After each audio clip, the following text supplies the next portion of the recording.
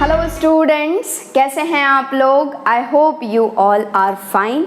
हम लोग पढ़ रहे हैं sequence and series and sequence and series के आज के लेक्चर में हम लोग डिस्कस करेंगे ज्योमेट्रिक प्रोग्रेशन, जिसको हम लोग शॉर्ट में जीपी भी कह सकते हैं।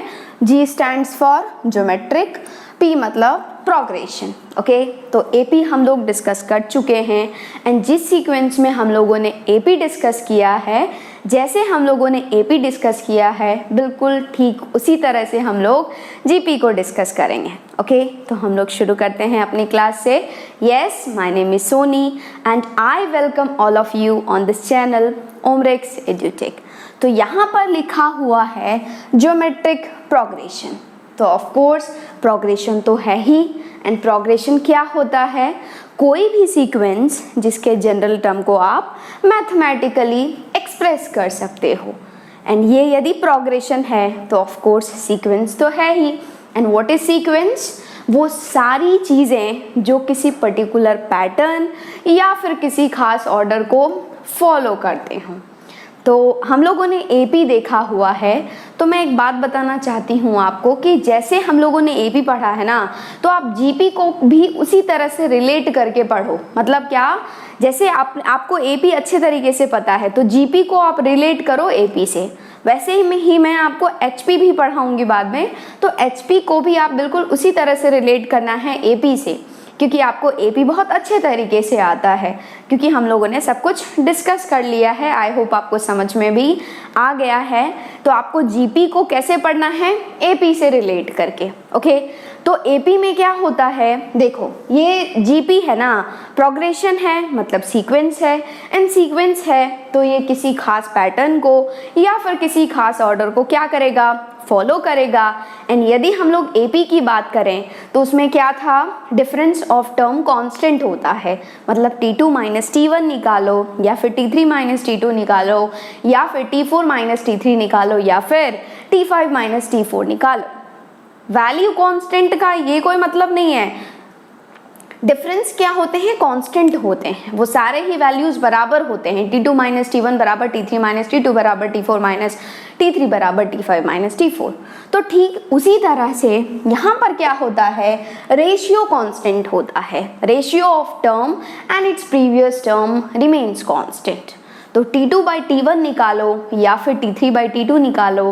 रेशियो मतलब क्या? डिवीजन ना, तो इसलिए T4 बाई T3 निकालो या फिर T5 बाई T4 निकालो, सारे ही क्या होंगे? इक्वल होंगे। तो हम लोग बोलते हैं कि यहाँ पर रेशियो क्या होता है? कांस्टेंट होता है। ऐसा नहीं कि कांस्टेंट वैल्यू देता है, नहीं। क्या होते हैं? रेशियो बराबर होते हैं। T2 बाई T1 बराबर T3 बाई T2 बराबर T4 बाई T3 बराबर T5 by T4। Okay, next term by previous term, always and always. कभी भी T1 बाई T2 नहीं होगा, क्या होगा? T2 by T1।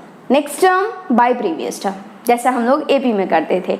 ओके, तो मैं यहाँ पर अंग्रेजी में डेफिनेशन लिख लेती हूँ। क्या हो जाएगा?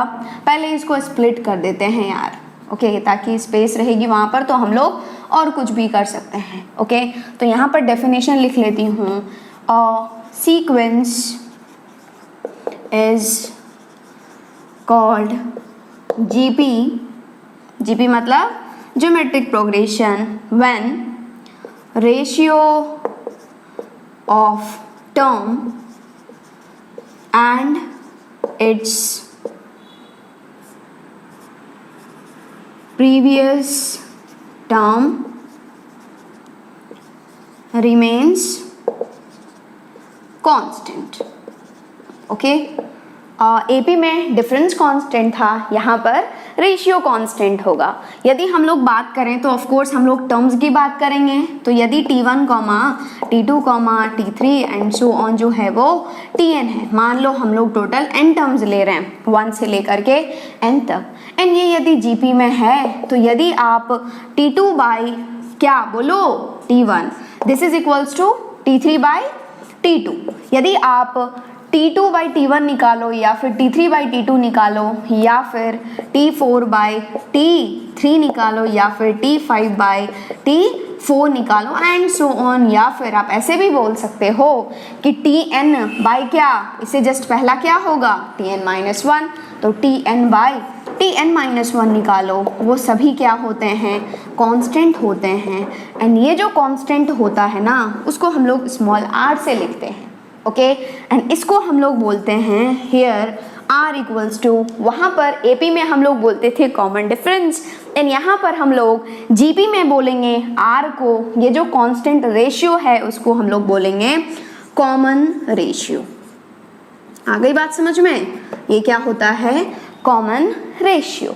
फॉर एग्जाम्पल यदि हम लोग बात करें ये 2, 4, 8, 16 एंड सो ऑन, मान लो अप टू 1024 ले रही हूँ मैं, ओके। तो ये क्या है, देखो इन दोनों का रेशियो देखो क्या होगा, 4/2 इज 2।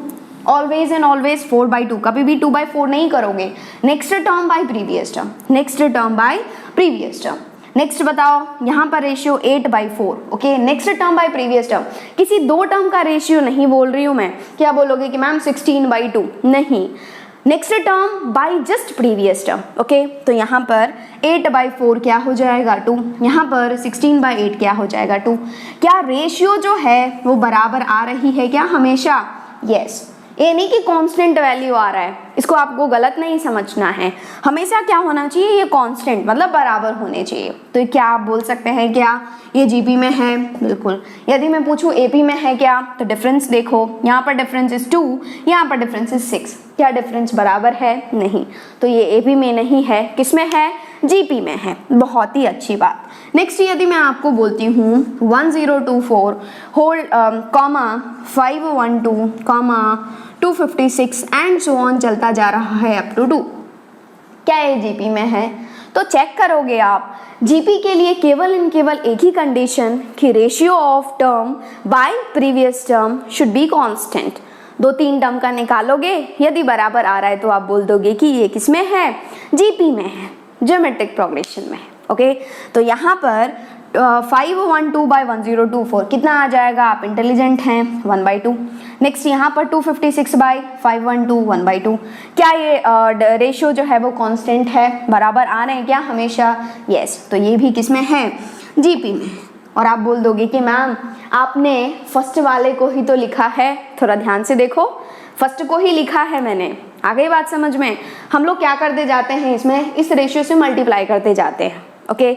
तो यदि मैं नेक्स्ट एग्जांपल लूँ 2, 2, 2, 2 and so on up to 2, क्या ये GP में है? चेक करो, यहाँ पर रेशियो निकालो, क्या आएगा 1। यहाँ पर रेशियो निकालो 1, यहाँ पर रेशियो निकालो 1, या 2/2 will be 1, 2/2 will be 1, 2/2 will be 1। क्या ये GP में है? बिल्कुल GP में है।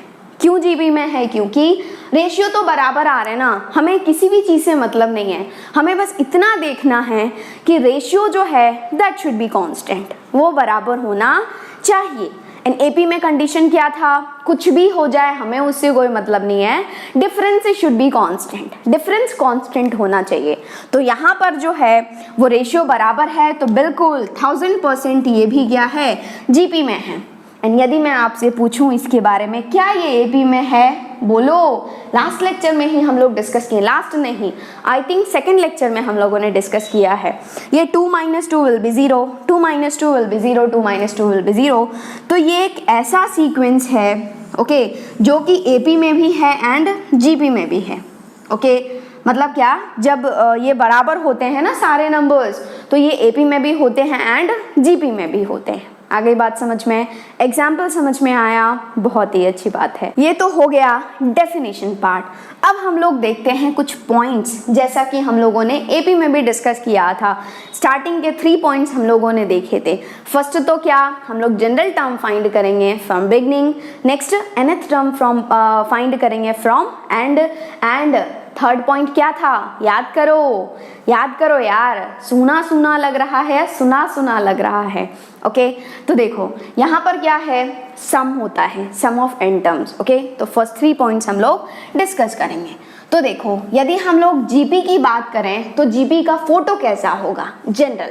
AP का क्या था, a, a + d, a + 2d and so on, last में a + n - 1 × d। तो GP का क्या होगा, मान लो पहला टर्म क्या है a, मान लो पहला टर्म क्या है a, तो आपको क्या चाहिए, रेशियो चाहिए ना।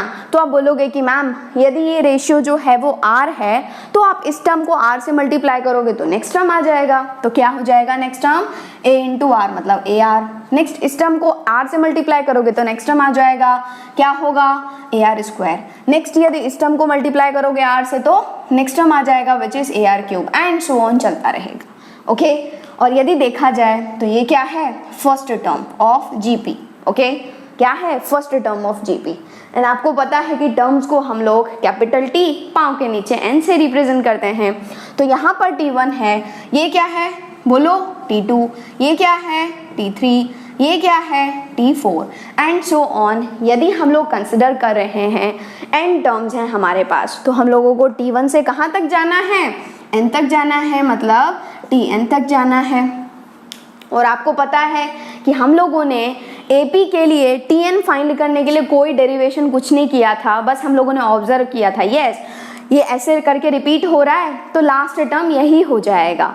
तो यदि हम लोग T1 की बात करें तो कोई R नहीं है, देखो R नहीं है ना, केवल A ही है। यदि T2 की बात करें तो एक R आ रहा है। ओके यदि T3 की बात करें तो R स्क्वायर आ रहा है, यदि T4 की बात करें तो R क्यूब आ रहा है। मतलब यदि यहाँ पर 4 है तो यहाँ पर 3 है, तो यदि यहाँ पर n है तो इससे एक कम हो जाएगा, क्या होगा, A R to the power n-1। चमका, दिमाग में फिट हुआ, इसके लिए कोई डेरिवेशन नहीं है, केवल एंड केवल आपको इसका पैटर्न देखना है एंड बताना है कि जनरल टर्म क्या होगा। तो यहाँ पर हम लोगों ने कंसिडर किया है ए क्या है, फर्स्ट टर्म है। ओके एंड आर क्या है, कॉमन रेशियो एंड एन क्या है यहाँ पर, number of terms, number of terms. तो हम लोग सबसे पहला पॉइंट तो लिख ही लेंगे, दिस इज, या तो आप बोल दो क्या जनरल टर्म, या फिर आप बोल सकते हो क्या nth term from beginning. Okay nth term from beginning. And आपको पता है ना कि हम लोग जनरल टर्म या फिर nth टर्म फ्रॉम बिगनिंग को कैपिटल T पाँव के नीचे n से रिप्रेजेंट करते हैं। तो क्या हो जाएगा, a into R to the power, a into R to the power n-1। Okay दिमाग में फिट कर लो इसको, बहुत इंपॉर्टेंट है यार। हम लोग यदि प्रोग्रेशन में बात कर रहे हैं ना तो general term is very important. आपको पता है मैंने फर्स्ट लेक्चर में ही बता दिया था कि क्या इंपॉर्टेंस है। यदि आपको जनरल टर्म नहीं पता है तो जाते जाओ 4 दिन 5 दिन कैलकुलेट करो, फिर जा करके 5000th टर्म मिलेगा। जनरल टर्म पता है तो n बराबर 5000 रख दो, ठीक है। नेक्स्ट हम लोग डिस्कस कर रहे हैं second point and that is nth term from and, from and. Okay तो इसको थोड़ा सा देखो, जैसा कि आपको पता है कि हम लोग जो है वो इस GP में स्टार्टिंग पॉइंट इज A, उसके बाद AR, उसके बाद AR square and so on चलते जा रहे हैं। लास्ट में Tn आएगा जिसको हम लोग स्मॉल l से भी रिप्रेजेंट करते हैं। आगे बात समझ में, हम लोग AP में भी स्मॉल l से रिप्रेजेंट करते हैं, यहाँ पर भी स्मॉल l से रिप्रेजेंट करते हैं। Okay last term L stands for last term, nth term. तो इससे पहले यदि मैं पूछती हूँ पहला कौन सा टर्म होगा, तो आप बोलोगे कि मैम जो कोई भी टर्म हो ना, यहाँ पर जो कुछ भी हो उसको यदि मैं R से मल्टीप्लाई करूँ तो L आना चाहिए। क्या कर रहे हैं हम लोग, देखो A है, फिर R से मल्टीप्लाई किया तो AR आया, फिर R से मल्टीप्लाई किया तो AR स्क्वायर आया, फिर R से मल्टीप्लाई किया तो AR क्यूब आया। तो यदि मैं आपसे पूछती हूँ कि इस L का उससे जस्ट पहला टर्म बताओ, तो आप क्या बोलोगे कि मैम कुछ भी हो यहाँ पर मुझे उससे मतलब नहीं है, लेकिन यहाँ पर जो कुछ भी होगा मैं उसका यदि R से मल्टीप्लाई करूँगा तो वो L होना चाहिए। तो क्या लिखूँ बोलो, फटाक से आप बोल दोगे L/R। देखो ना यार, L/R को ही तो R से मल्टीप्लाई करोगे तो L देगा ना, R से R उड़ जाएगा। यदि मैं इससे पहला टर्म पूछूं तो एक बार ये भी बता ही दो आप, बोलो क्या होगा। आप बोलोगे कि मैम L/R स्क्वायर है, तभी R से मल्टीप्लाई करूंगा तो L/R आएगा। ओके तो इससे पहला क्या हो जाएगा, L/R स्क्वायर। एंड आपको पता है कि हम लोग nth टर्म फ्रॉम एंड को T, कैपिटल T पाँव के नीचे n डैश से रिप्रेजेंट करते हैं।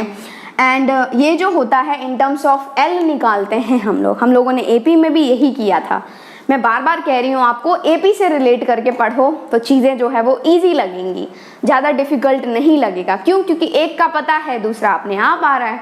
फिर HP का भी वैसे ही AP से रिलेट करके पढ़ेंगे तो तीसरा भी अपने आप आ जाएगा। ओके, तो यहाँ पर TN डैश है, तो इन टर्म्स ऑफ L लिखना है हमें। तो लास्ट से देखो, लास्ट से फर्स्ट टर्म इज L, केवल इन केवल L, second term L by R, third term L by R square. तो कुछ भी हो जाए मैम, ऊपर में तो L रहेगा ही, ये कंफर्म है। नीचे में R का लफड़ा पड़ रहा है। यहाँ पर यदि फर्स्ट टर्म की बात करें, यहाँ पर T1 डैश हो जाएगा ना, T1 डैश का मतलब एंड से फर्स्ट टर्म, उसमें R नहीं आना चाहिए। उसके बाद सेकेंड टर्म में एक R आना चाहिए, उसके बाद थर्ड टर्म में 2 R आना चाहिए। तो आप बोलोगे कि मैम ये हो जाएगा R to the power n minus 1, 1 रखोगे तो R to the power 1 minus 1 is 0, तो R to the power 0 is 1, तो L बाई 1 इज L आ गया। नेक्स्ट R आएगा, नेक्स्ट R स्क्वायर आएगा, नेक्स्ट यहाँ पर केवल A ही आ जाएगा। आगे बात समझ में, दिमाग में फिट हुआ? तो ये आपको जो है इसको भी याद करके रखना है। वैसे याद रह जाए तो बहुत ही अच्छी बात है, वैसे मैंने आपको बता रखा है AP में कि क्या करना है आपको। यदि आपको ये सीक्वेंस पता है, ओके, बिगनिंग टर्म आपको तो आता ही है, आपको लास्ट टर्म चाहिए ना, तो सीक्वेंस को पलट दो। सीक्वेंस को क्या करो, पलट दो। पलटने के बाद बिगिनिंग से जो फिफ्थ टर्म होगा, पलटने के बाद जिस सीक्वेंस का फिफ्थ टर्म होगा बिगिनिंग से, वही इसका लास्ट से फिफ्थ टर्म हो जाएगा। हम लोग ऑलरेडी डिस्कस कर चुके हैं, तो इसको तो दिमाग में फिट कर ही लो। ये फिट हो रहा है तो रख लो, नहीं तो कोई बात नहीं, इसको पलट करके आप निकाल सकते हो। दिमाग में फिट हुआ? ये 2 पॉइंट्स हम लोगों ने डिस्कस कर लिए। अब हम लोग डिस्कस करेंगे थर्ड पॉइंट, जो कि बहुत ही इंपॉर्टेंट है, बहुत ज़्यादा इंपॉर्टेंट है। ओके, तो एक काम करो, आप फटाफट से इसको नोट डाउन कर लो। हम लोग 2 पॉइंट्स डिस्कस कर चुके हैं। नेक्स्ट है point number 3, third point, and third point है sum of n terms. Okay, sum of n terms हम लोग ऑलरेडी AP के लिए डिस्कस कर चुके हैं। नेक्स्ट हम लोग डिस्कस कर रहे हैं किसके लिए, GP के लिए। एंड आपको पता है सम ऑफ n टर्म्स को हम लोग कैपिटल SN से रिप्रेजेंट करते हैं।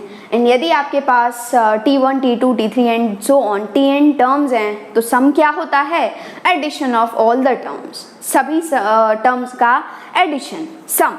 तो ये हो जाएगा SN बराबर T1 plus T2 plus T3 and so on Tn। Okay, and आपको पता है कि SN बराबर T1 GP के लिए क्या होता है, फर्स्ट टर्म A, सकल क्या होता है GP का, A, AR square, AR cube and so on AR to the power n minus 1। Okay, तो यहाँ पर T1 is nothing but A। कभी कभी किसी बुक में आप इस T1 को स्मॉल a1 से भी देख सकते हो, ये Tn को स्मॉल an से भी देख सकते हो, तो आपको ढेर नहीं हो जाना है कि ये तो जनरल टर्म है ही नहीं, ऐसे भी रिप्रेजेंट किया जा सकता है, जो मैंने आपको ऑलरेडी फर्स्ट क्लास में बता दिया था कि ऐसे ऐसे रिप्रेजेंटेशन भी हो सकते हैं। ओके, तो यहाँ पर T1 is A, next T2 क्या है, AR प्लस T3 क्या है, AR square and so on, Tn क्या है, AR to the power n minus 1। Okay, इसका जो डेरिवेशन हम लोग कर रहे हैं ना, उसको आप अच्छे से समझ लो, क्योंकि सेम प्रोसेस हम लोग फॉलो करेंगे, बिल्कुल ऐसे ही फॉलो करेंगे जब हम लोग पढ़ेंगे AGP को सॉल्व करने के लिए भी हम लोग यही प्रोसेस फॉलो कर लेंगे, इसलिए अच्छे से समझने की कोशिश करो। AGP मतलब अर्थमेटिक ज्योमेट्रिक प्रोग्रेशन, हम लोग बिल्कुल डिटेल में पढ़ेंगे, कोई दिक्कत नहीं है।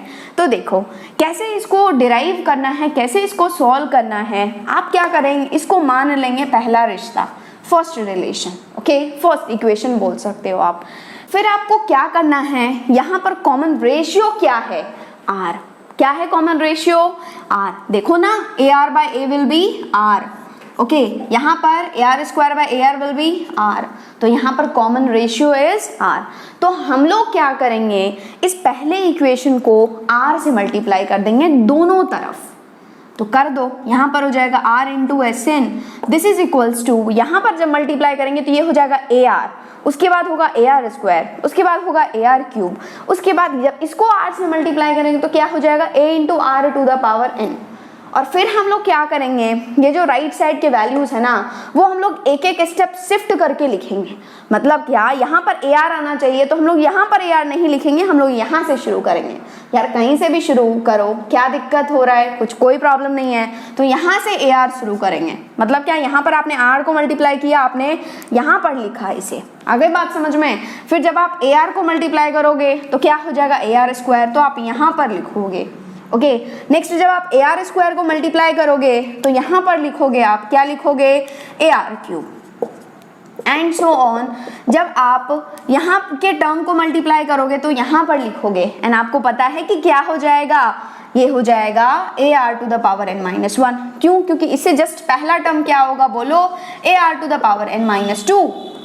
तभी तो r से मल्टीप्लाई करोगे तो A R to the power n minus 1 आएगा, और जब आप इसको r से मल्टीप्लाई करोगे तो यहाँ पर आ जाएगा which is A R to the power n। And मान लो ये दूसरा रिलेशन आ गया आपके पास। अब आपको क्या करना है, आपको सब्ट्रैक्ट करना है 1 माइनस 2, पहले में से दूसरे को घटाना है। एंड जब हम लोग घटाते हैं तो लेफ्ट घटता है लेफ्ट से, राइट घटता है राइट से, तो यहाँ पर क्या हो जाएगा, यहाँ पर देखो, और वैसे भी जब घटा रहे हो ना तो आपको पता है कि जब हम लोग घटाते हैं तो साइन चेंज करते हैं। यहाँ पर प्लस है तो यहाँ माइनस, यहाँ कुछ भी नहीं है माइनस, यहाँ पर प्लस है ना माइनस, यहाँ माइनस, यहाँ माइनस, यहाँ माइनस, यहाँ माइनस, यहाँ माइनस। जब कभी भी हम लोग सब्ट्रैक्ट करते हैं तो हम लोग जो नीचे वाला होता है उसका साइन चेंज कर देते हैं, एंड अब यही साइन हो जाता है इसका, नीचे वाले का ये ए आर स्क्वायर का साइन प्लस अब नहीं रहा, क्या रहा, माइनस, ए आर क्यूब का साइन माइनस है। ओके, फिर हम लोग जोड़ देते हैं तो ये हो जाएगा एस एन, अब इसका साइन रहा minus R into S N, this is equals to, यहाँ पर ए तो है ही ये प्लस ही होगा ना, क्योंकि ये ऊपर वाला है, ऊपर वाला का साइन चेंज नहीं करते हम लोग, नीचे वाला का साइन चेंज करते हैं। यहाँ पर कुछ है ही नहीं तो लिखना ही क्यों। ओके, अब ये जब ए आर और माइनस ए आर जुड़ेगा तो कैंसिल हो जाएगा, बलिदान दे देगा एक दूसरे को। यहाँ पर भी सेम, यहाँ पर भी सेम एज इट इज, यहाँ तक चलता रहेगा, एक टर्म बचेगा ये। ओके, लेकिन इसका साइन क्या है, माइनस, क्यों, क्योंकि इसका साइन चेंज हो गया है, तो ये हो गया A into R to the power N, that's all. कितना इजी हो गया। अब क्या करना है, दोनों में से कॉमन आ रहा है एस एन। अब हमारा काम है, हमारा मोटिव है एस एन फाइंड करना। This is equals to A into 1 minus R to the power N. S N चाहिए तो इस वाले टर्म को यहाँ पर टपकाओगे तो एस एन हो जाएगा आपके पास A into 1 minus R to the power N whole divided by 1 minus R. And एक और काम आप कर सकते हो, ऊपर से माइनस कॉमन ले लो, तो ये जब माइनस कॉमन लोगे तो माइनस ए हो जाएगा, and this will become minus 1 plus R to the power N, या फिर R to the power N minus 1 by, यहाँ से भी माइनस कॉमन ले लो तो हो जाएगा आर माइनस 1। ये ऊपर का माइनस नीचे का माइनस उड़ा डालेगा, तो या आ जाएगा ये, this is A into 1 minus R to the power N whole divided by 1 minus R, या फिर A into R to the power N minus 1 by R minus 1, या तो ये या फिर ये। कुछ भी नहीं किया हमने, ऊपर से माइनस कॉमन ले लिया, नीचे से माइनस कॉमन ले लिया, दोनों माइनस एक दूसरे को उड़ा दिए। आगे बात समझ में। देखो अब एक और भी केस बन सकता है, इफ आर बराबर 1, जब आर बराबर 1 हो जाए, तो जब r बराबर 1 हो जाएगा तो यहाँ पर रखो r बराबर 1, क्या हो जाएगा, एस एन बराबर a plus a into 1 will be a plus, यहाँ पर a into 1 square is 1, a into 1 is a plus, and so on. Last वाला a into 1 to the power कुछ भी तो 1 ही होता है, और a into 1 will be a itself. But कहाँ से कहाँ तक आप जा रहे हो, 1 से लेकर के n तक जा रहे हो, मतलब कितने टाइम्स जा रहे हो आप, n टाइम्स, n टाइम्स जा रहे हो ना आप, n टाइम्स जा रहे हो। तो n टाइम्स जब जा रहे हो आप तो एस एन बराबर क्या हो जाएगा। यार यदि मैं पूछूं आपसे कि 1 प्लस 1 कितना, तो 2। यदि मैं आपसे पूछूं 2 प्लस 2 कितना, 4। इजी है ना, बहुत ही इजी है, मज़ा आ रहा है। तो 2 प्लस 2 क्या होता है, 4 होता है। कैसे आया होगा, 2 इंटू 2। यदि मैं आपसे पूछूं 2 प्लस 2 कितना, 6, कैसे आया होगा, 2 इंटू 3। तो यदि मैं आपसे पूछती हूँ a plus A n times, तो क्या हो जाएगा, n इंटू ए। तो ये जो एस एन का फॉर्मूला है ना, यहाँ पर मैं लिख देती हूँ एस एन, यहाँ पर इसको ऐसे लिखा जाता है a into R to the power n minus 1 whole divided by R minus 1, जब r 1 के बराबर नहीं है, एंड n इंटू ए जब r जो है वो 1 है। ऐसे आप दिमाग में फिट कर सकते हो, ऐसे आपको दिमाग में फिट करके रखना है। ओके, ये फॉर्मूला होता है Sn का, सम ऑफ n टर्म्स का। किसी किसी बुक में आप इसको ऐसे भी देख सकते हो, कंफ्यूज आना नहीं है। क्या होता है देखो, a into R to the power n minus one by R minus one, जब r क्या होता है एक से बड़ा होता है, a into one minus R to the power n by one minus R, जब r एक से छोटा होता है, n इंटू a, जब r बराबर क्या होता है 1 होता है। किसी किसी बुक में ऐसे भी देख सकते हो आप। ओके, कैसे देखो, हम लोगों ने ये भी फॉर्मूला लिखा है ना, देखो ना लिखा हुआ है ना ये फॉर्मूला, और यहाँ पर ये फॉर्मूला भी लिखा हुआ है एंड ये फॉर्मूला भी लिखा हुआ है। तो वही है, जब 1 से बड़ा हो तो ये फॉर्मूला लगाओ which is r to the power n minus one by R minus one, जब 1 से छोटा हो तो ये फॉर्मूला, जब 1 हो तो ये फॉर्मूला। लेकिन मैं तो आपको यही बोलूँगी कि ये 3 टर्म को क्यों याद रखना है यार, फालतू का, फ्री फोकट का, ये दो को ही लिखो, इट्स बेटर। और ये कैसे आ जाएगा, ये अपने आप ही आ जाएगा ना, जब आप माइनस कॉमन ले लोगे तो। देखो ना, यहाँ से यहाँ हम लोग कैसे गए थे, न्यूमरेटर से भी माइनस कॉमन ले लिए थे, डिनोमिनेटर से भी माइनस कॉमन ले लिए थे, और दोनों ऊपर वाला माइनस माइनस जो है एक दूसरे को काट दिया था, तो यही तो आया था।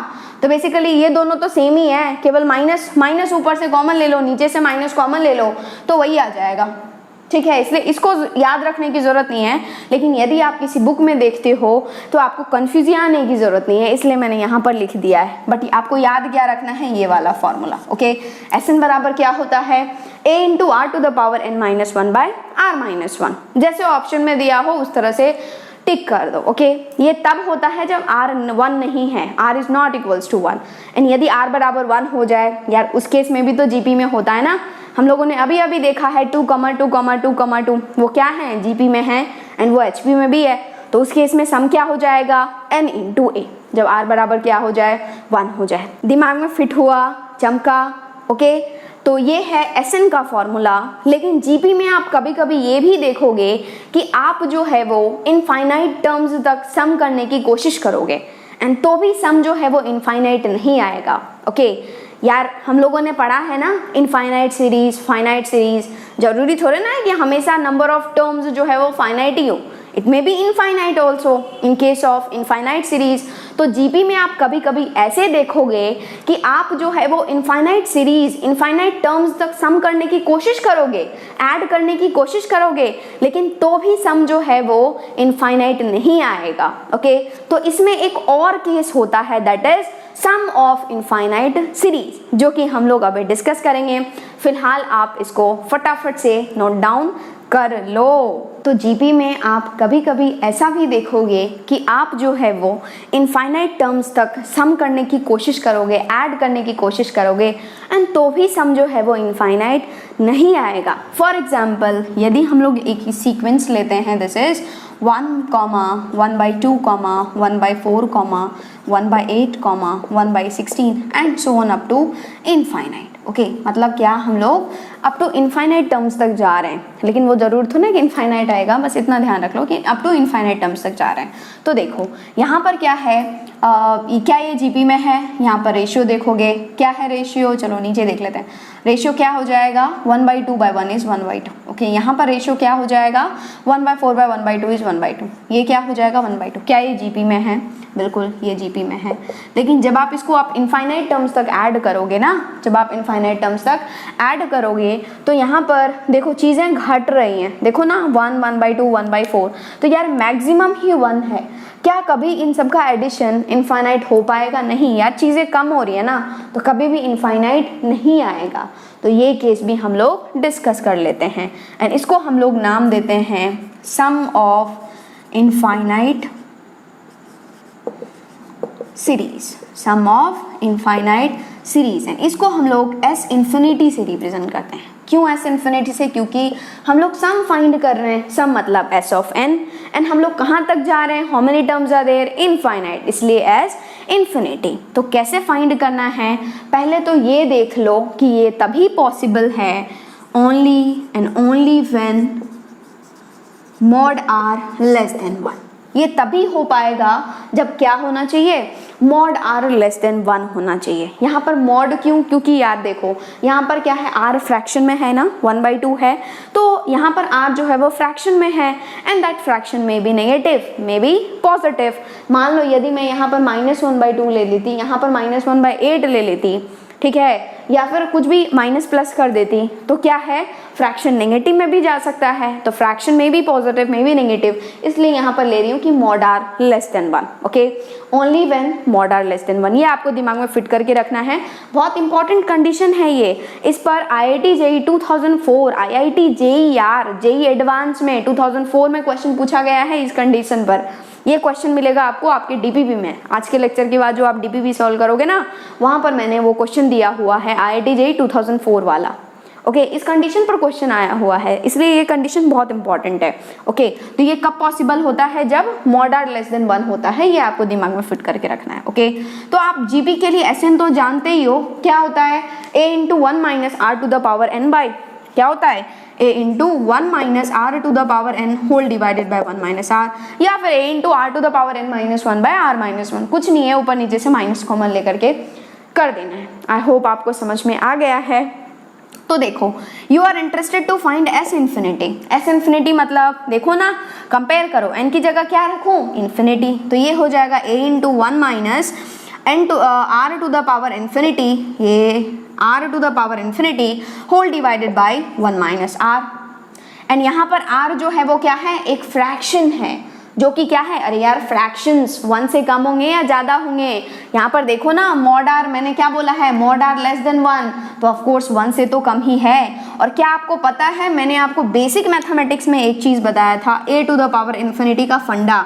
यार ये फंडे जो हैं वो बहुत ही इंपॉर्टेंट है, हर जगह काम आते हैं। इसी दिन के लिए मैंने आपको बेसिक मैथमेटिक्स में ये चीजें बताई थी, ताकि आपको बाद में दर्द नहीं हो।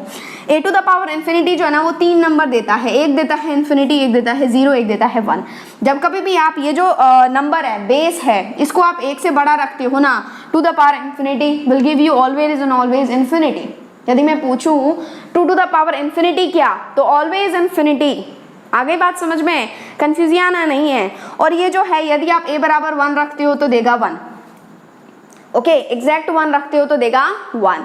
एंड जब आप फ्रैक्शन रखते हो, मतलब 1 से छोटा रखते हो ना, तो ये हमेशा देता है 0, ऑलवेज एंड ऑलवेज। ओके, ये क्या हो जाएगा, a यदि लेस देन 1 होता है तो ऑलवेज देता है 0।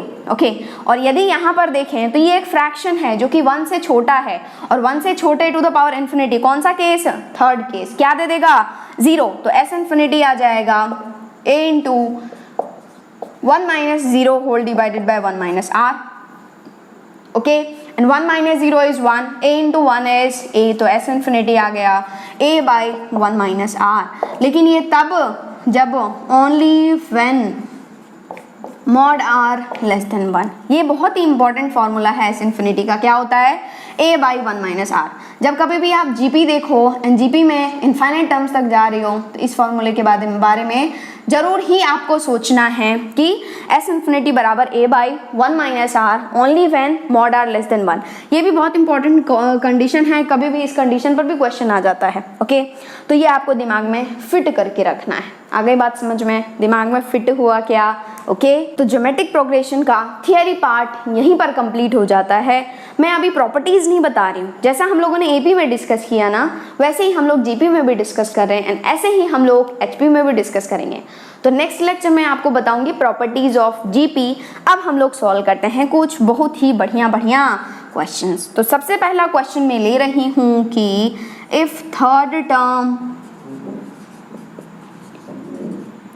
Of a GP, geometric progression या फिर GP is 4, then find the product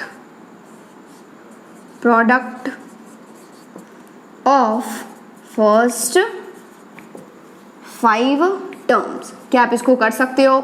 चलो मैं ऑप्शन भी दे देती हूँ यार। Option is 4 to the power 3, B is 4 to the power 4, C is 4 to the power 5 D is none of these, not none of these. Okay, एक बार इसको solve करो वीडियो पॉज करके। देखो क्या दिया हुआ है, third term of a GP is 4। Third term मतलब T3 बराबर 4 है, एंड T3 तो आपको पता है क्या होता है, AR स्क्वायर। यहाँ पर यदि 3 है तो यहाँ पर इसे 1 कम होगा, दिस इज नथिंग बट 4। आपको क्या चाहिए, product of first 5 terms. First 5 terms मतलब A into AR square into AR cube into AR to the power 4, ये आपको चाहिए। देखो ना 5 टर्म्स हो गए क्या, 1 2 3 4 5, यस एब्सोल्युटली ये चाहिए आपको। तो आप क्या करोगे, देखो यहाँ पर प्रोडक्ट हो रही है और A into A into A into A into A कितने टाइम्स, 5 टाइम्स। और यदि बेस सेम है यार, x इंटू एक्स क्या होता है, x स्क्वायर होता है ना, पावर ऐड हो जाता है, मल्टीप्लीकेशन हो रहा है तो ये हो जाएगा A to the power 5 into R to the power, यहाँ पर कुछ भी नहीं है तो R टू द पावर 1 है तो ये जुड़ेगा ना पावर, यहाँ पर R to the power 1, R to the power 2, R to the power 3, R to the power 4, सबको जोड़ो, 4 + 3 will be 7 + 2 will be 9 + 1 will be 10। तो ये आपको चाहिए, इसको आप देखते ही कर दोगे AR square whole to the power 5। कैसे कैसे, ये 5 जो है वो इस दोनों में बटेगा तो ये हो जाएगा A to the power 5, R to the power 2 into 5 is A to the power 10। आगे बात समझ में, मतलब ये आ गया A to the power 5, R to the power 10। यही तो आपने लिख दिया ना, लेकिन आ गया ये सुंदर फॉर्म में, क्यों, क्योंकि इसका वैल्यू आपको पता है। कैसे, देखो ना 4 है तो this is 4 to the power 5, this is the required answer. कौन सा ऑप्शन दे रहा है, देखो देखो, this is Calcutta is the correct answer. And आपको जान करके खुशी होगी कि ये जो क्वेश्चन है वो IIT 1982 में पूछा गया था। बहुत पुराना है बट पूछा तो गया था 1982 में। IIT मतलब JEE एडवांस, दिमाग में फिट हुआ। देखो कितने इजी क्वेश्चंस पूछे जाते हैं। ओके, इसलिए ऐसा नहीं है कि बहुत हार्ड ही क्वेश्चन पूछा जाता है, आपको हर तरफ से प्रिपेयर रहना है। आगे बात समझ में, दिमाग में फिट हुआ कि नहीं हुआ, फटाफट से नोट डाउन कर लो। नेक्स्ट क्वेश्चन है आपके पास दिया हुआ है, इन GP T3 बराबर 2, T6 बराबर -1/4, then T10 equals to question mark. Okay, तो सबसे पहले तो ये लिख लो कि दिया क्या गया है। दिया हुआ है T3 बराबर 2, T6 बराबर -1/4। ओके, तो सबसे पहले तो ये देख लो कि दिया क्या हुआ है, निकालना क्या है। एंड आपको T10 की ज़रूरत है, T10 चाहिए। इट में बी एनीथिंग, यहाँ पर T10 पूछा गया है, T20 पूछा जा सकता है, T15 पूछा जा सकता है, कुछ भी। ओके, सेम प्रोसेस फॉलो होगा। तो यहाँ पर देखो T3 दिया हुआ है 2, तो या तो आप जनरल फॉर्म का फॉर्मूला लगा दो, जनरल टर्म का, या फिर डायरेक्ट आपको पता होना चाहिए। और यार ये चीज़ें इतनी ईजी है कि आप आराम से दिमाग में फिट कर सकते हो। T3 क्या हो जाएगा, AR स्क्वायर, यदि यहाँ पर 3 होता है तो R में 2 जाता है तो AR स्क्वायर बराबर 2। मान लो ये पहला रिलेशन है। T6 बराबर -1/4 दिया हुआ है, मतलब AR टू द पावर 5 बराबर -1/4। मान लो ये दूसरा रिलेशन है। ओके, ना आपसे पूछा गया है T10 मतलब AR टू द पावर 9, ये पूछा गया है। तो ऑफ कोर्स यदि आपको AR टू द पावर 9 चाहिए तो आपको A की भी ज़रूरत है एंड R की भी ज़रूरत है। ओके, तो मतलब बेसिकली आपको इस दोनों रिश्ता से, ये जो दोनों रिलेशन है उससे आपको A एंड R के वैल्यूज़ निकालने हैं। एंड ज़्यादा डिफिकल्ट भी नहीं है, क्यों, क्योंकि 2 अननोन है A और R और 2 इक्वेशंस दिए हुए हैं, आप आराम से कर सकते हो। कैसे करोगे, डिवाइड कर दो यार, 2 में दूसरे में पहले का डिवाइड दे दो तो क्या होगा, left side will be divided by left side, तो ये हो जाएगा AR to the power 5 whole divided by AR square, this is equals to -1/4 whole divided by 2। Okay, तो ये आ जाएगा, ये A और A कैंसिल हो जाएगा और यहाँ पर R स्क्वायर जो है वो R टू द पावर 5 को कैंसिल करेगा, बचेगा R क्यूब। तो R क्यूब बराबर आ गया, ये देखो ना यहाँ पर -1/4 होल डिवाइडेड बाय 2 है तो ये यहाँ पर जाके मल्टीप्लाई होगा, सो दिस इज -1/8। और यदि R क्यूब बराबर -1/8 है तो R क्यूब बराबर -1/2 का होल क्यूब बोल सकते हो आप। और यदि आपको पता है ना कि पावर बराबर होते हैं तो ये बेस भी बराबर होंगे, क्योंकि यहाँ पर वैसे भी ऑड पावर है, इवन पावर है नहीं कि कोई लफड़ा होगा। तो R बराबर -1/2, R तो आ गया -1/2। A कैसे निकालोगे, किसी भी इक्वेशन में पुट कर दो। मान लो हम लोग पहले में पुट कर रहे हैं तो A इंटू R स्क्वायर मतलब -1/2 होल स्क्वायर बराबर 2, तो A इंटू 1/4 बराबर हो जाएगा 2, A बराबर हो जाएगा 8 और जैसे ही आपके पास a बराबर 8 आ गया तो t10 नहीं निकाल सकते क्या? बिल्कुल रख दो ना, a into -1/2 whole to the power 9। तो क्या हो जाएगा 8 मतलब 2 to the power 3, 2 to the power 3 into यहाँ पर माइनस का पावर 9 है तो ऑफकोर्स माइनस के साथ आएगा -1/2 टू द पावर 9। ये जो है वो कैंसिल करेगा, 2 टू द पावर 6 आ गया -1/2 to the power 6। This is the required answer. क्या ये डिफिकल्ट है? बहुत ही ईजी है ना, आप आराम से कर सकते हो ना, पक्का? ओके, नेक्स्ट क्वेश्चन है, देख लो, एक बार वीडियो पॉज करके ट्राई करिया करो यार। Okay, in an infinite GP the first term is 1 and every term is equal to the sum of successive terms. Okay, then its fourth term is, okay, option भी दे देती हूँ मैं। Option A is 1/2, option B is 1/4, option C is 1/8, option D is 1/60। Okay, video pause करके try करो। Okay, देखो ये क्या है, एक इनफाइनाइट GP की बात हो रही है जिसमें first term is 1, first term 1 है मतलब ऑफ कोर्स A बराबर 1 है, बहुत अच्छी बात है। And every term is equal to the sum of successive terms. Okay, and its fourth term is, मतलब क्या, इसमें देखो यदि हम लोग एक इनफाइनाइट GP मान रहे हैं तो क्या होगा, A होगा, AR होगा, AR स्क्वायर होगा, AR क्यूब होगा, एंड सो ऑन कहाँ तक जाएगा, इनफाइनाइट तक जाएगा। ओके, तो इनफाइनाइट तक जाएगा एंड इसका फोर्थ टर्म पूछा गया है, फोर्थ टर्म पूछा गया है मतलब T4, मतलब क्या, AR क्यूब आपसे पूछा गया है। ओके, T4 क्या होता है, AR क्यूब ही होता है ना, तो ये आपसे पूछा गया है। और इसमें दिया हुआ है कि हर एक टर्म जो है इसके सक्सेसिव टर्म्स के इक्वल है, मतलब सम ऑफ सक्सेसिव टर्म्स के इक्वल है। यदि हम लोग फर्स्ट टर्म की बात करें तो ये जो टर्म है ना, इसके जो सक्सेसिव टर्म्स है, मतलब इसके आगे जो टर्म्स हैं उसके सम के बराबर है।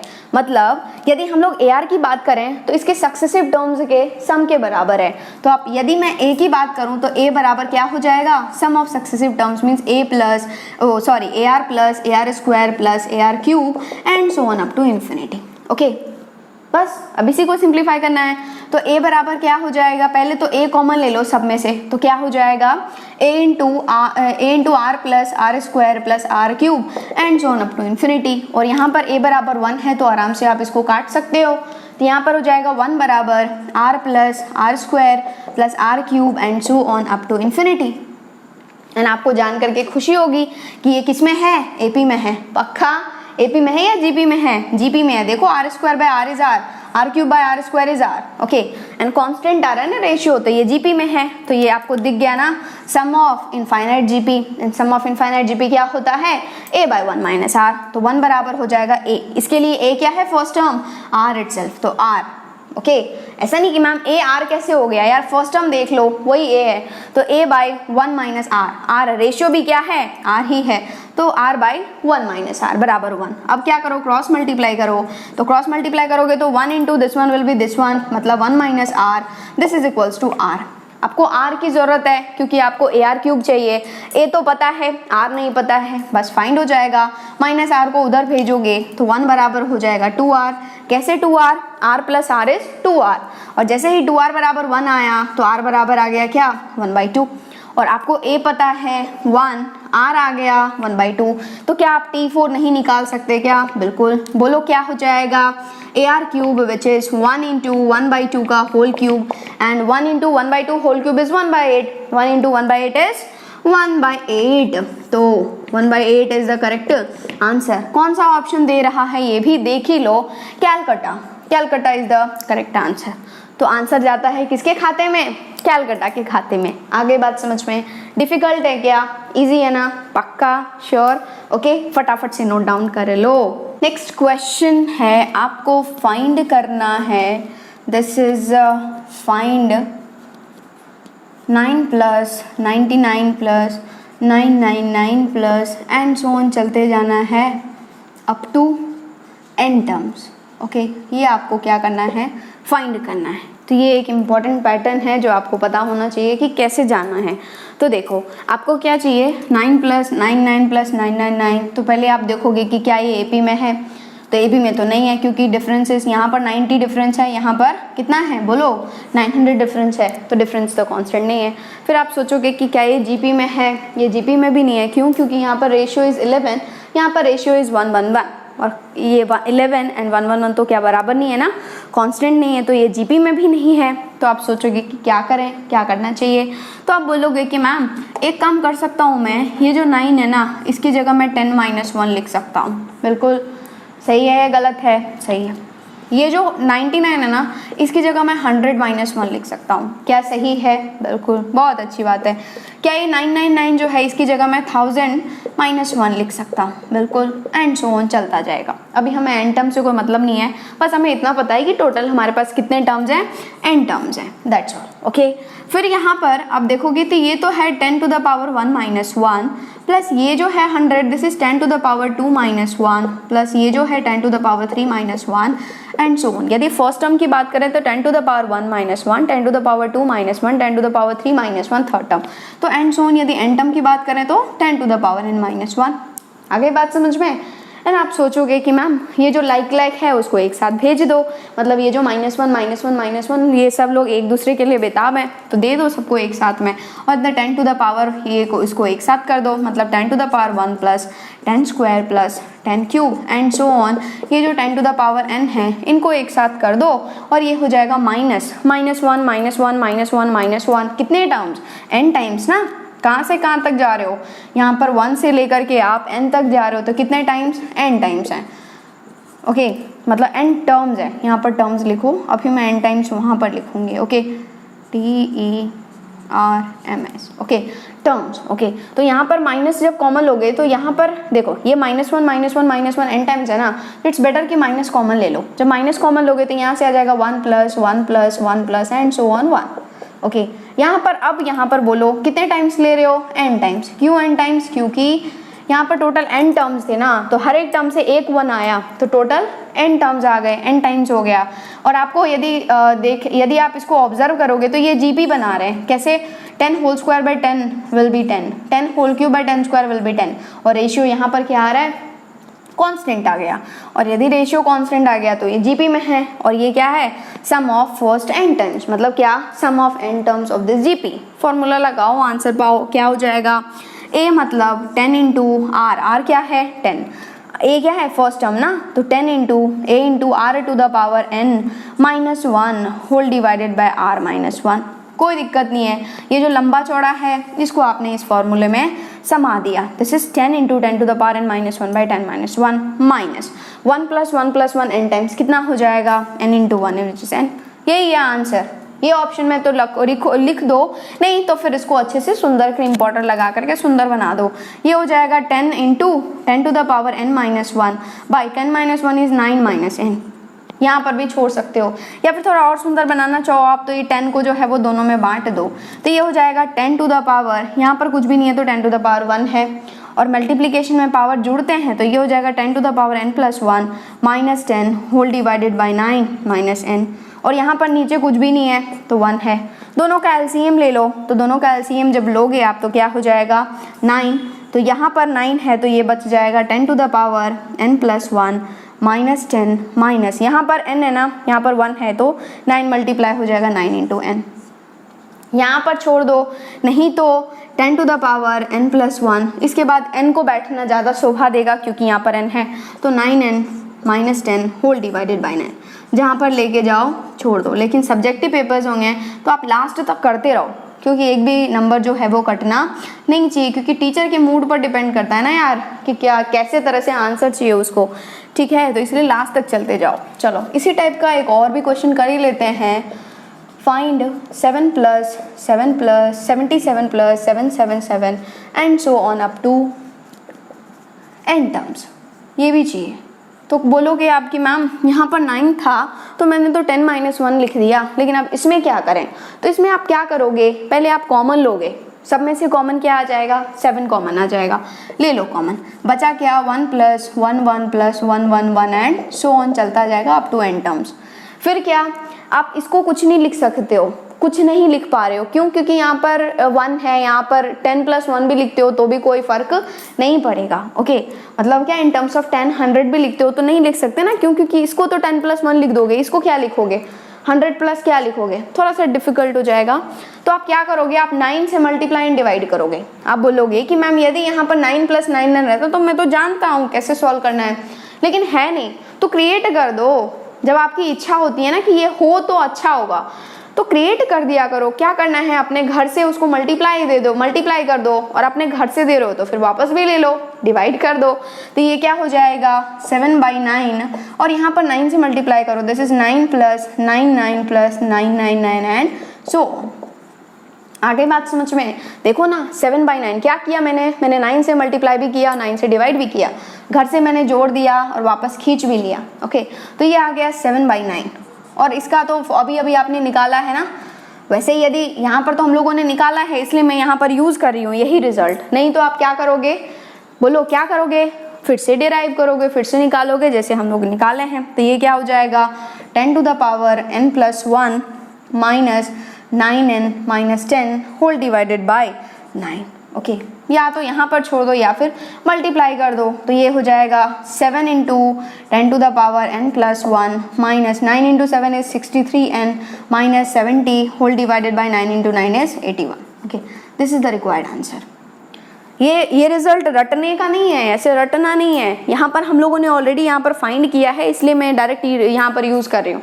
आप जब आएगा आपके पास, मान लो ये क्वेश्चन आया, तो आप इसको अच्छे से सॉल्व करोगे जैसा हम लोगों ने यहाँ पर सॉल्व किया है। आ गई बात समझ में?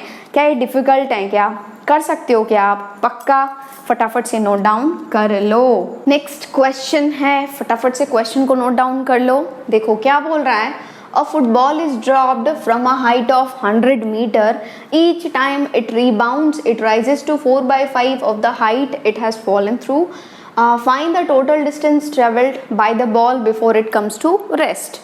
ऐसे स्टेटमेंट वाले क्वेश्चंस भी पूछे जाते हैं जेईई में, इसलिए आपको दिमाग में फिट करके रखना है ये जो कॉन्सेप्ट हम लोग यहाँ पर डिस्कस कर रहे हैं।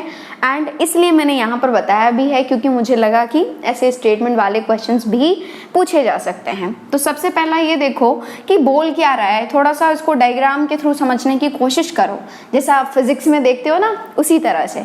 तो यहाँ पर क्या है, एक फुटबॉल है यहाँ पर जो कि 100 मीटर के हाइट से गिराया जाता है। मान लो ये हमारी धरती है, तो यहाँ पर क्या है, एक फुटबॉल है जो कि 100 मीटर के हाइट से क्या होता है, गिराया जाता है। तो ये टोटल हाइट क्या है, 100 मीटर है। ओके, फिर ये क्या होता है, ये बॉल जो है वो नीचे गिरता है एंड रीबाउंड जो होता है, मतलब क्या अगेन फिर ऊपर जाता है।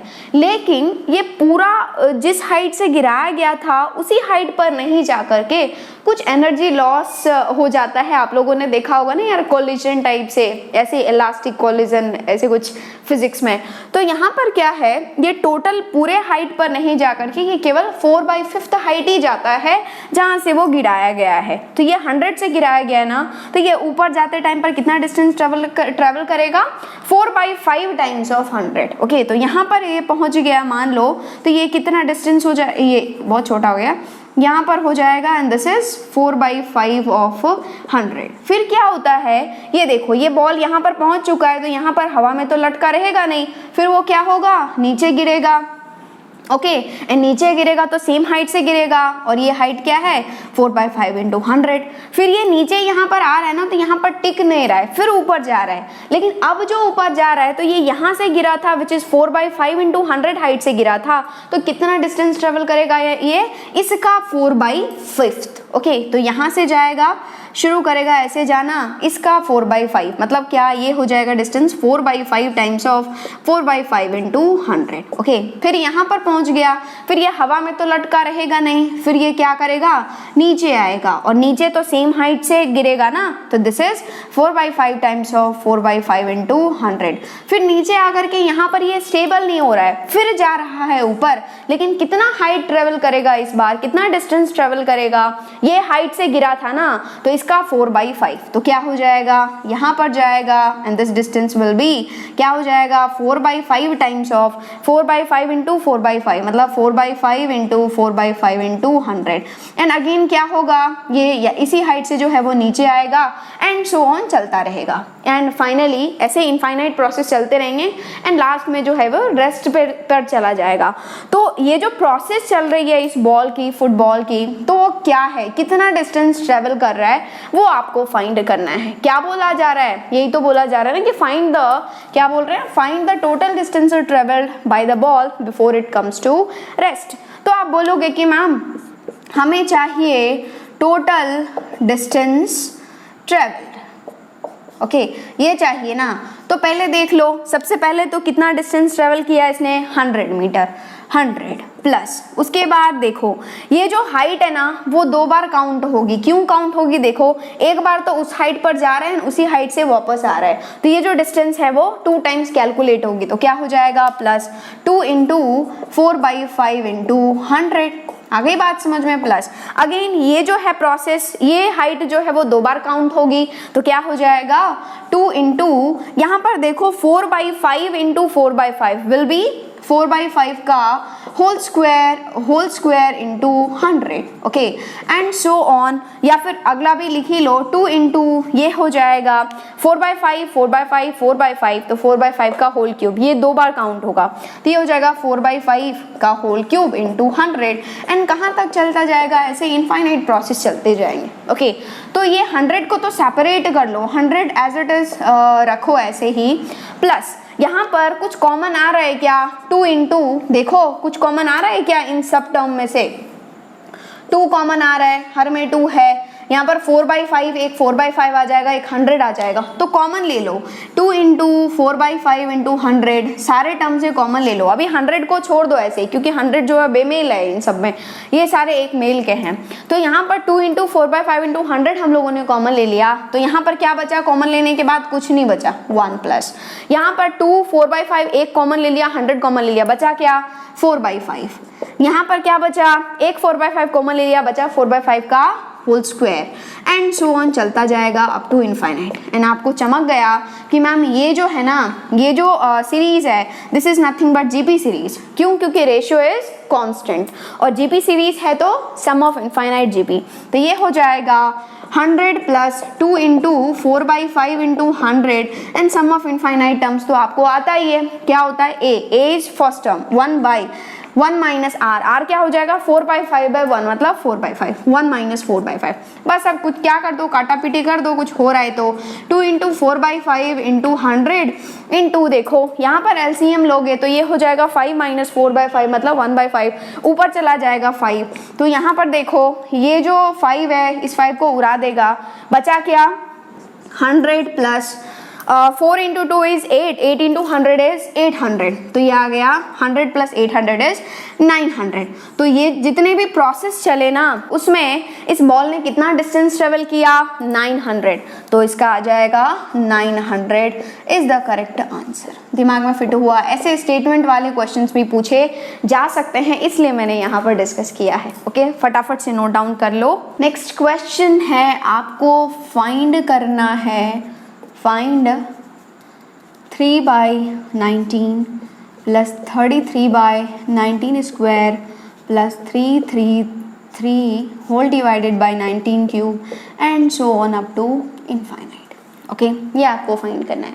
तो सबसे पहले काम कर लो, इसको s मान लो, s बराबर 3/19 प्लस 33 सम निकालना हो ना तो कभी कभी आप s मान लिया करो, 19 whole cube and so on up to infinite जा रहा है। तो आप बोलोगे देखो ये इनफाइनाइट कैसे हो गया, चल कोई बात नहीं। देखो क्या है, आप सोचोगे कि मैम मैंने अभी हम लोगों ने डिस्कस किया है क्वेश्चंस, तो वहाँ पर 9 प्लस 9 प्लस 9 प्लस 9 रहता है तो आराम से लिख देते हैं 10 - 1 10 square -1 10 cube -1 and so on. तो यहाँ पर 333 है, तो यदि यहाँ पर 9 9 रहता तो आराम से लिख पाते, लेकिन है नहीं।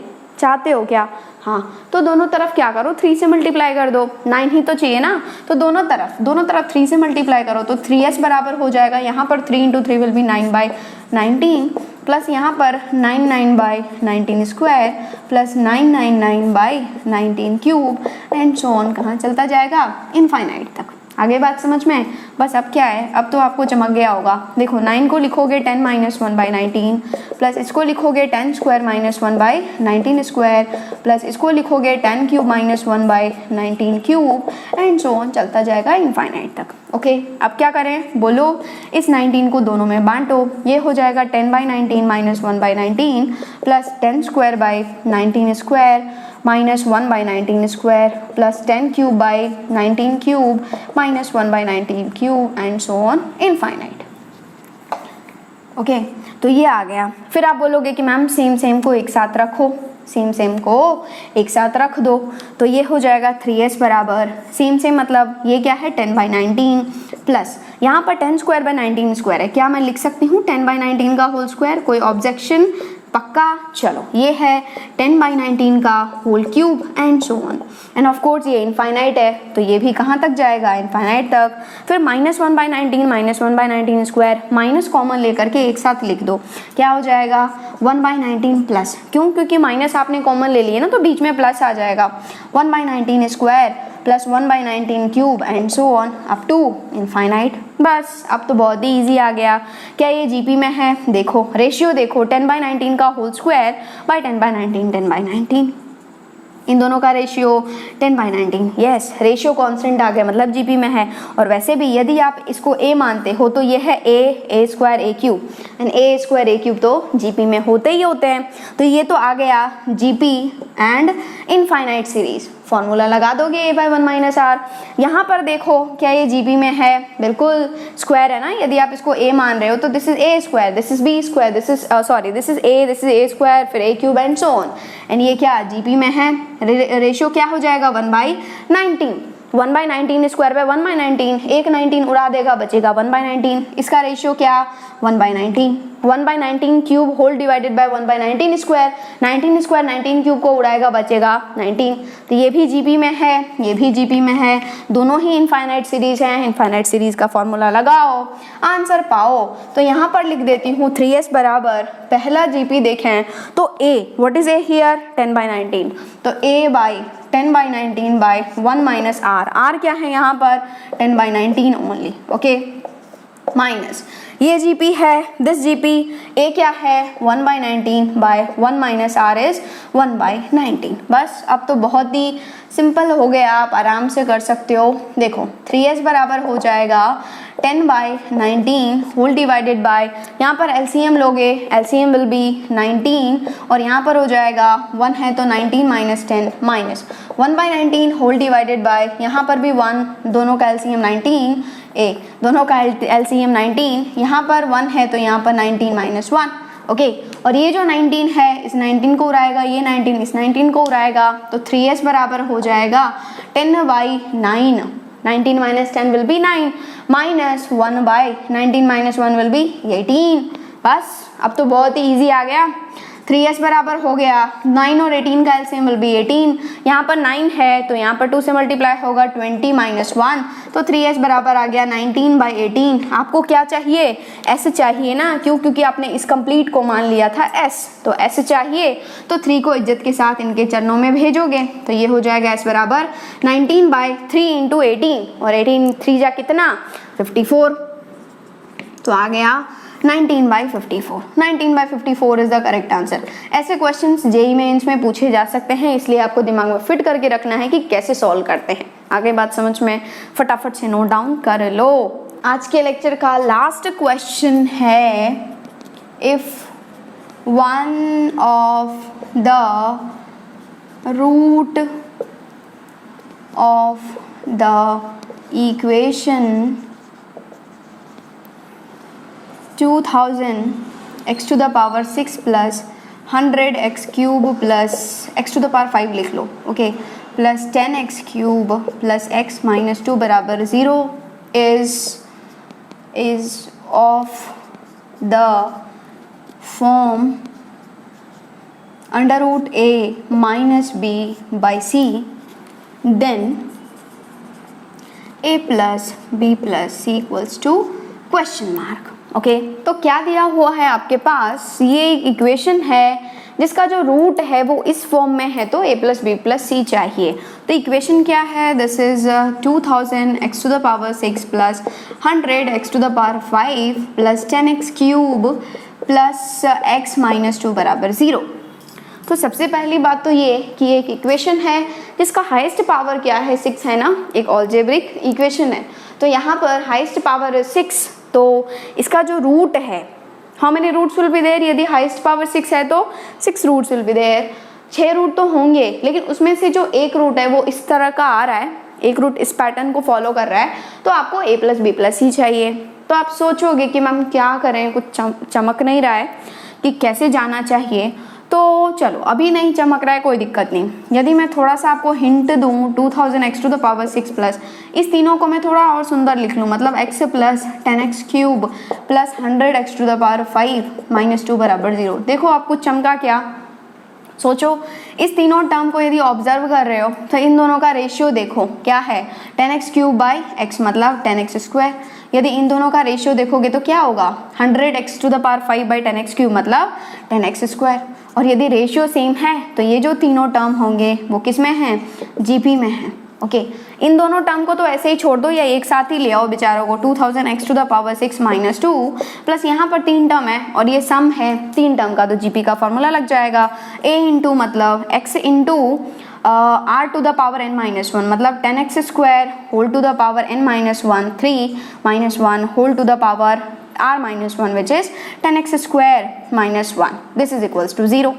और देखते देखते इस दोनों टर्म से कुछ कॉमन आ गया, क्या, 2 कॉमन आ गया, it has become 1000x to the power 6 minus 1 plus यहाँ पर x इंटू, यहाँ पर यदि हम इसको खोलें तो ये हो जाएगा 1000x टू द पावर 6। कैसे कैसे कैसे, देखो यहाँ पर 10 क्यूब विल बी 1000 और x स्क्वायर का पावर 3 है तो क्या हो जाएगा, 2 इंटू 3 विल बी 6 और ये हो गया minus 1 whole to the power 10x square minus 1। आप बोलोगे कि मैम कुछ चमका, मुझे क्या चमका, ये जो टर्म है वही यहाँ पर है तो दोनों क्या आ जाएगा, कॉमन आ जाएगा। तो कॉमन ले लो तो it has become 1000x to the power 6 minus 1। जब आपने कॉमन लिया तो बचा क्या, यहाँ से तो केवल 2 बचा प्लस यहाँ से बचा x whole divided by 10x square minus 1, this is equals to 0। Okay, थोड़ा सा और इसको सुंदर बनाओगे तो 1000x to the power 6 minus 1 into, यहाँ पर कुछ भी नहीं है, 1 है तो दोनों का LCM will be 10x square minus 1 और यहाँ पर हो जाएगा 2 into 10x square minus 1, multiply कर ही दो, 20x square minus 2 plus x। Okay, this is equals to 0 and आपको पता है ना यहाँ पर कुछ भी नहीं है, 1 है, यहाँ पर कुछ भी नहीं है, 1 है। आप एक काम करोगे, ये टर्म और ये टर्म तो मल्टीप्लाई हो गए ना, तो इसको जो है वो इससे मल्टीप्लाई करोगे, इसको इससे मल्टीप्लाई करोगे, क्योंकि इक्वेशन चाहिए ना तो थोड़ा सुंदर दिखना चाहिए। तो ये हो जाएगा 1000x to the power 6 minus 1 into यहाँ पर 20x square plus x minus 2 बराबर, देखो यार this one into 1 will be this one itself into 0 into this one will B 0, तो ये आ गया 0। अब यहाँ पर ऑब्जर्व कर रहे हो आपकी प्रोडक्ट ऑफ 2 थिंग्स 0 है, 2 चीज़ का प्रोडक्ट 0 है, या तो ये 0 हो जाए या फिर ये 0 हो जाए। इसको जब आप 0 करोगे तो 1000x to the power 6 minus 1 बराबर 0, तो x टू द पावर 6 बराबर आ जाएगा 1/1000 एंड x बराबर इवन पावर है ना तो प्लस माइनस के साथ जाएगा, plus minus 6th root of 1/1000। लेकिन जो कि ये जो नंबर है वो इस फॉर्म में तो नहीं है, तो इसको आप छेड़ोगे भी नहीं, इसको रहने दो। इसके रूट्स बहुत सारे होंगे ना, 6 रूट्स होंगे जिसमें से ये भी रूट आ रहे हैं, कोई दिक्कत नहीं है, बट ये इस फॉर्म में नहीं है इसलिए हम लोग इसको कुछ नहीं कर रहे हैं। नेक्स्ट हम लोग कूदेंगे इसके ऊपर, तो ये है 20x square plus x minus 2 बराबर 0 एंड इसको सॉल्व करना है, क्वाड्रेटिक है तो डायरेक्ट फॉर्मूला लगा दोगे, श्रीधाराचार्य x बराबर minus b which is minus 1 plus minus under root b square which is 1 plus, देखो ना माइनस 4ac मतलब यहाँ पर माइनस है ना तो प्लस बना देगा, 4 into 2 will be 8, 8 into 2 will be कितना 16 but 160 whole divided by 2 into 20, तो x आ गया आपके पास -1 plus minus under root 161 whole divided by 40। Okay, लेकिन प्लस माइनस है ना तो दो तरह से खुलेगा, x बराबर -1 plus under root of 161 by 40 और एक आ गया x बराबर -1 minus under root of 161 whole divided by 40। लेकिन आप बोलोगे कि मैम हमें तो इस तरह से चाहिए under root a minus B by C, मतलब अंडर रूट वाला पॉजिटिव होना चाहिए, उसके साथ नेगेटिव होना चाहिए, उसके साथ एक नंबर होना चाहिए। यदि यहाँ पर माइनस भी कॉमन ले लेता हूँ तो ये आ जाएगा अंडर रूट 161 प्लस 1। तो हमें क्या चाहिए, ये चाहिए, मतलब इस फॉर्म में रूट दिया हुआ है। तो आप देखोगे तो x बराबर क्या है, under root of 161 minus 1 whole divided by 40। और जब x आ गया इस फॉर्म में तो कंपेयर कर दो उससे। तो यदि कंपेयर करोगे तो a बराबर क्या आएगा 161, b बराबर क्या आएगा बोलो 1, c बराबर क्या आएगा 40। What you need, a plus B plus C. तो a है 161 प्लस b है 1 प्लस 40। सबको जोड़ दो, 1 plus 1 will B 2, 6 plus 4 will be 10, तो बचा 1 एंड 1 प्लस 1 विल बी 2। तो 202 is the correct answer. 202 is the correct answer. क्या दी नंबर 202। ओके, दिमाग में फिट हुआ। डिफिकल्ट है क्या, थोड़ा सा सोचने में टाइम लगेगा, लेकिन जैसे जैसे आप क्वेश्चन सॉल्व करते रहोगे ना वैसे वैसे आपकी सोच जो है वो बढ़ती चली जाएगी। आप सोच पाओगे क्वेश्चंस को कि कैसे अप्रोच करना है। आगे बात समझ में।